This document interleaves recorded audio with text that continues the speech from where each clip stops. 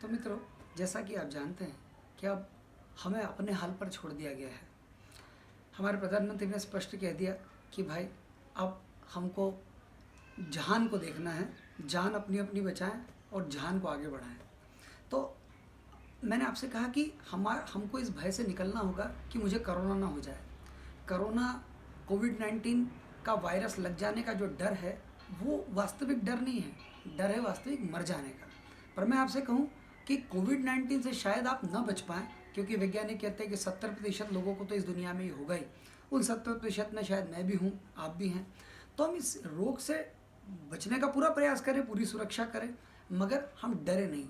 अगर ये हो जाए तो हम इससे बहुत जल्दी ओवरकम कर जाएं, बाहर आ जाएं। तो ये वो लोग बाहर आ रहे हैं इस रोग से जो तीनों तल पर मजबूत हैं। एक शरीर के तल पर जिनकी इम्यूनिटी मजबूत है, दूसरा जो मन के तल पर मजबूत है जिनका मनोबल बहुत अच्छा है, और जो आत्मिक तल पर भी मजबूत हैं। मैं इन तीनों तलों पर आप कैसे मजबूत बने इस संदर्भ में कुछ बहुत ही प्रैक्टिकल चीज़ें बताऊंगा। मैंने आपसे कहा कुछ एक्सरसाइजेस की बात करते हैं। तो इम्यूनिटी बढ़ाने के लिए क्या चाहिए? इम्यूनिटी क्या है बेसिकली? जितनी प्राण शक्ति आप में अधिक है उतने आपका इम्यून सिस्टम बढ़ता है। प्राण शक्ति कहाँ से आती है? प्राण शक्ति का वाहन है आपकी श्वास। श्वास आपके फेफड़ों में भरती है और बाहर जाती है। जो हमने अभी तक की स्टडी की, जो हमारा अध्ययन हुआ, वो हमने देखा कि इस रोग से सबसे ज़्यादा जो तकलीफ होती है वो होती है लंग्स में। लंग्स की हवा लेने की और छोड़ने की कैपेसिटी कम पड़ जाती है। इसीलिए तो लोगों को जब वो सीवियर हो जाते हैं, तकलीफ हो जाती है, तो उनको वेंटिलेटर पर डाला जाता है। वेंटिलेटर का क्या रोल है?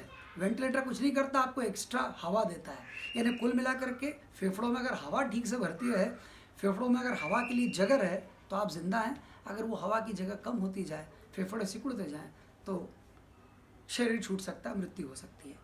तो हमें बीमारी के बाद क्या करना है उसकी तैयारी, और बीमार हो ही नहीं पहली बात तो, और अगर हो जाए तो उसकी तैयारी अभी से करनी होगी कि अगर मान लीजिए हमको कोविड-19 हो जाए तो हमें करना क्या है।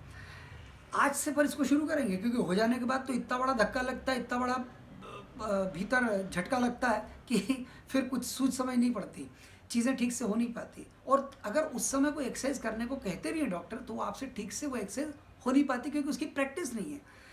तो चीज़ें प्रैक्टिस से बनती हैं। तो मैंने कहा कुल मिला करके समझना है कि हमारे फेफड़ों को हमें मजबूत करना है। तो इसके लिए कुछ क्रियाएं मैं आपको बता रहा हूँ। अधिकतर हमको ऐसा लगता है कि हमारे फेफड़े ना आगे की ओर, ये लंग्स नहीं, इसका बड़ा हिस्सा पीछे की ओर होता है। चलिए खैर, तो मैं मुद्दे पर आता हूँ। सबसे पहले फेफड़ों में हवा पूरी तरह से भरे, हमारे अंदर प्राणवायु पूरी तरह से जाए, इसके लिए सबसे पहली क्रिया करनी है वो ये करनी है कि हमको हमारी सूर्य और चंद्र नाड़ी दोनों को खोल लेना है। आपको शायद ये पता हो कि हम किसी एक ही नाड़ी से सांस लेते हैं, या तो सूर्य नाड़ी से या चंद्र नाड़ी से। कोई एक ही नॉस्ट्रिल हमारी काम करती है, मगर हम दोनों नॉस्ट्रिल्स को खोल सकते हैं।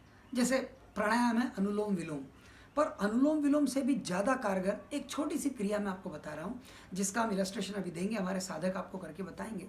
तो उसमें करना कुछ भी नहीं होता, बहुत ताकत से आपको एक नॉस्ट्रिल को बंद करते हैं और दूसरे नॉस्ट्रिल से बहुत ताकत से आप श्वास लेते हैं, और ये हाथ ऊपर करते हैं। जैसे जैसे हाथ ऊपर जाता है आपकी श्वास भरती है, सिर्फ इसी नॉस्ट्रिल से, इसको पूरा बंद रखना है, और ये हाथ झटके से बाहर छोड़ते हैं और श्वास को बाहर फेंक देते हैं। ऐसा कोई 21 बार आप एक नाक से करेंगे और 21 बार दूसरे नाक से करेंगे। आपको पता है आपकी एक नॉस्ट्रिल है सूर्य और एक नॉस्ट्रिल है चंद्र। चंद्र से आपके शरीर में तापमान आपका जो शीतल होता है, और सूर्य नाड़ी से तापमान आपके शरीर का बढ़ता है।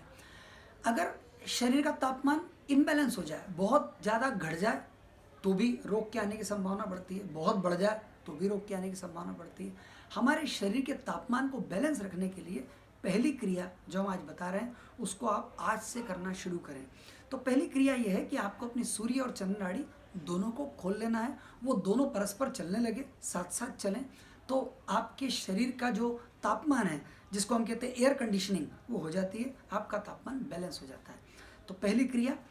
और दूसरी क्रिया में हम सीखेंगे आज ही कि हम कैसे अपने लंग्स को पूरा भर के और झटके से खाली कर सकते हैं।